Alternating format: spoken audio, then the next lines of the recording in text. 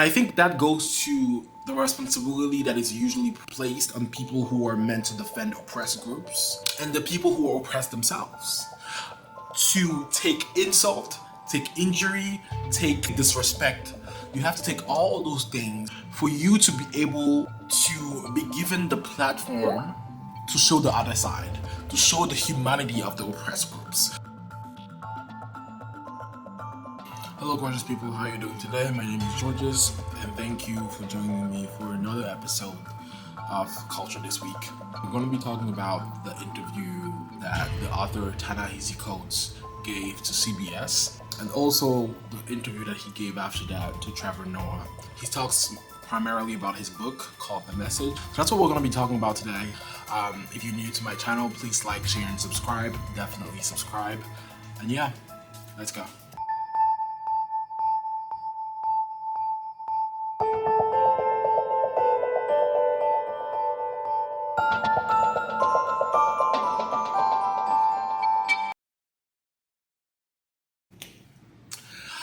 As I said, today we're going to be talking about the interview that Ta-Nahisi Coats gave to CBS. You've probably seen clips of that interview online.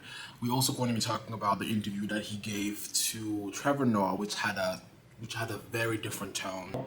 But before we even start the discussion, I think it's important for me to re-show the clip that we've all probably seen right now if you're interested in the war in the Middle East today. If you're interested in this type of issues, you've probably seen this interview before, but I think it's important for the sake of this video to at least show a snippet of that interview, so here it is. Ta-Nahisi, I want to dive into the Israel-Palestine section of the book. It's the largest section of the book, and I have to say, when I read the book, I imagine if I took your name out of it, took away the awards and the acclaim, took the cover off the book, the publishing house goes away, the content of that section would not be out of place in the backpack of an extremist. And so then I found myself wondering, why does Ta-Nahisi Coats, who I've known for a long time, read his work for a long time, very talented, smart guy, leave out so much? Why leave out that Israel is surrounded by countries that want to eliminate it? Is it because you just don't believe that Israel, in any condition, has a right to exist? Well, I would say the perspective that you just outlined, there is no shortage of that perspective in American media. That's the first thing I would say. I am most concerned always with those who don't have a voice, with those who don't have the ability to talk. I have asked repeatedly in my interviews whether there is a single network, mainstream organization in America with a Palestinian American bureau chief or correspondent who actually has a voice to articulate their part of the world. Of course, I want to talk about how, I don't need to talk about how disgusting the setup of that question was, but I really want to talk about how poised the response from Ta-Nahisi was. Strikingly poised, strikingly controlled. He was comfortable with receiving such a harsh question. And I think that goes to the responsibility that is usually placed on people who are meant to defend oppressed groups and the people who are oppressed themselves. The responsibility to take insult, take injury, take disrespect. You have to take all of those things with a certain level of poise for you to be able to be given the platform to show the other side, to show the humanity of the oppressed groups. You have the responsibility to be the one who's poised. The oppressed groups and the people who are defending oppressed groups always carry the responsibility of having a certain level of control, maturity, and poise when they defend themselves, which we never expect from the other side.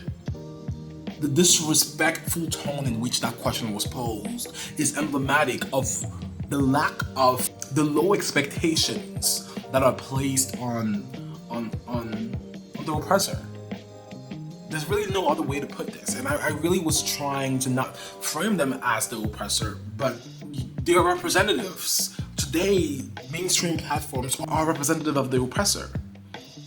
And I think another point that is very striking in Ta-Nahisi's book, or at least the coverage of the book so far, is that he really takes time to discuss the way in which a community that has been oppressed can then transform themselves into becoming oppressors of other communities. And the way he reflects on that, and it's not necessarily pushing that all on the Israeli people or on Israel as a whole, he reflects on that as a black man in America, as someone who is part of an oppressed groups. And he asks the question, is it possible, we all have to ask ourselves that question, is it possible that us as oppressed groups can sometimes also oppress others? And I think that's the question that the mainstream media and defenders of Zionism aren't asking themselves today.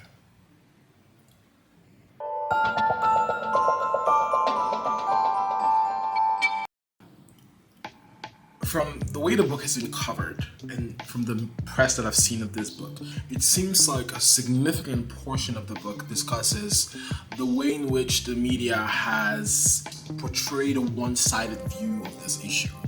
The voices that have been amplified in mainstream media have only been amplified from one side of the equation. I mean, there are always a few voices, like Joy Reid and Ali Velcher. There are a couple of few voices on select networks that have the ability to really express a different view of this issue, but they are not even given the time necessary to cover the issue at length. What Ta-Nahisi seems to be expressing here is that he feels now the reason why he feels the need to talk about the other side is because the other side's perspective isn't being touched on at all. But I think it's very significant that he didn't even have to discuss that part of the book for the action to be shown. The way in which that interviewer, regardless what the hell his name is, and I don't really want to know his name, but the way in which that interviewer phrased that question,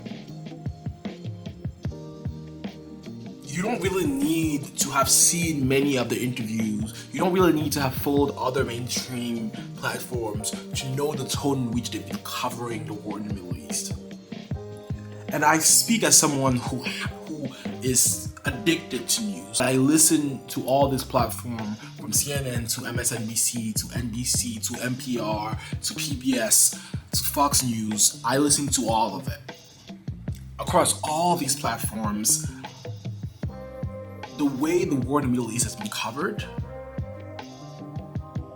only one voice is heard, only one opinion is given, and everyone is an editorialist. No one is giving you the actual facts, but also more importantly, the humanity of one type of person is considered.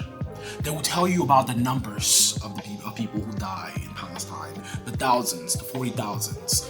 And they will talk about them as numbers, as facts that are to be posted and we move on. But when they cover the humanity of the other side as full human beings, their families, their life, what their life looked like before, who they loved, how they loved, where they lived, what their ambitions were, we never hear that covered. And I think it's really symbolic that this was also portrayed in this interview.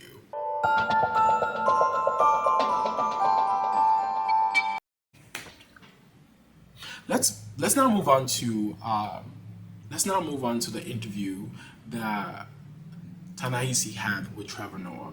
But yeah, I wanted to show you a clip of that interview. So here it is.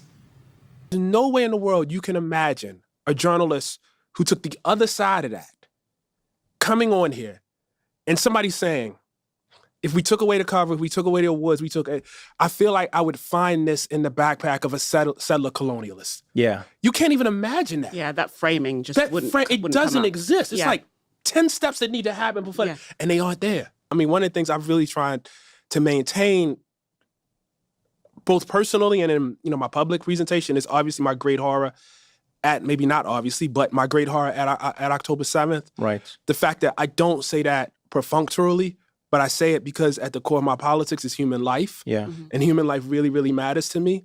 And thus, by that same token, if human life matters on October 7th, it should have mattered on October 6th and October 5th too. Mm-hmm. And understanding that it didn't. Calling yourself out as an American in a way that I don't think people are necessarily acknowledging. You're not saying, oh, this is the big bad Israel. You're saying this is us. It's actually us. And that's the key difference. Because people will tell you, they say, well, what about Sudan? What about China? What about, they'll name all the places where horrible things are happening. What about Saudi Arabia? And they're not wrong. Mm-hmm. They're not wrong. But this is our horrible thing. That is the key. That is actually the key difference.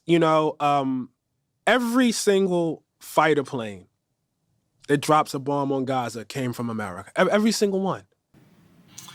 I think the one thing that I really want to take from that interview that I think was important for me to talk about is the last part of that interview, the part that covers the responsibility of us as Americans, the responsibility of us individuals who are part of the American empire. I think it's important for me to, before I dive into this conversation, to give you a few facts. America has, of course, the biggest military budget on earth. Its military budget, according to the Associated Press, is around $900 billion. That's America's military budget, so it's already huge. Since October 7, America has given in aid to Israel approximately $17 billion in military aid. The source of the funding is clear. The question is now how we extrapolate those bombs being dropped on those kids, to our individual responsibility as Americans. And really, this part of the interview really gave me chills, because it then directly correlates, it directly connects to the discussion around the 2024 campaign. And that's what I want to talk about next.